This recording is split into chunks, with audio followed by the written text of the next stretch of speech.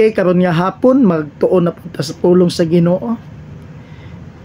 Dinhi ta magbasa sa pulong sa Dios sa Romans 1:16. Ingon pa niya dinhi, "For I am not ashamed of the gospel of Christ, for it is the power of God unto salvation to everyone that believeth, to the Jew first and also to the Greek."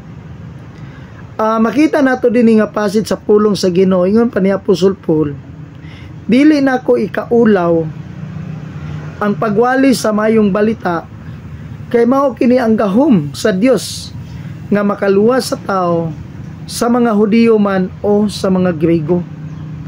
Mao na no nga importante yung kaayo sa atong kinabuhi. Kabaluta kung kinsa nga atong gialagad.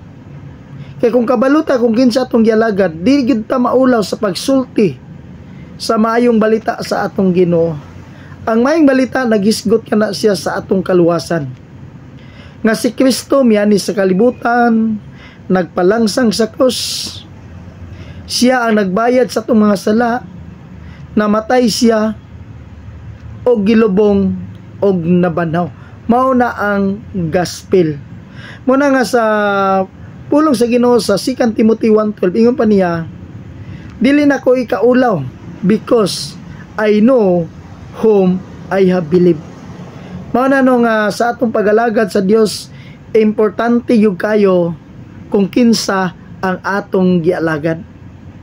Kay kung kabaluta kung kinsa atong gialagad, makasigurado kita sa atong kaluwasan. Kay kung imong tanawon sa Matthew chapter 1 verse 21, ang anghel sa Dios nagbalita didto kang Jose nga kinahanglan si Maria nga manamkon og usa ka bata og paganganlan og Jesus, kay siya muluwas sa iyang katawhan.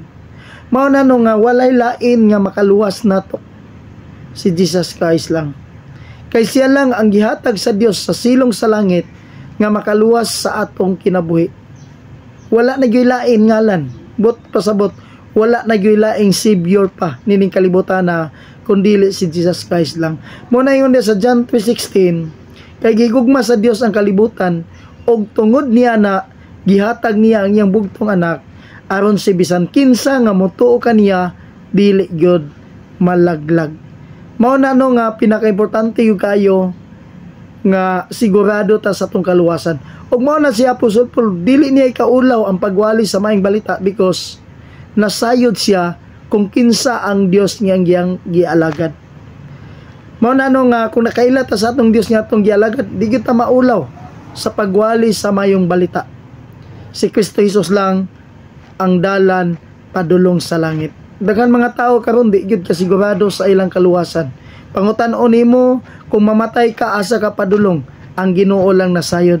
Pero ang Bible nagsulti, duha lang gyud ang padulungan sa tao, langit o inferno. Pero kung naa ka kang Jesus, sigurado ka nga makaadto sa langit tungod kay ang Ginoo nagsaad ka nato nga si bisan kinsa nga nagtuo kang Jesus, dili na gyud malaglag. To God be the glory.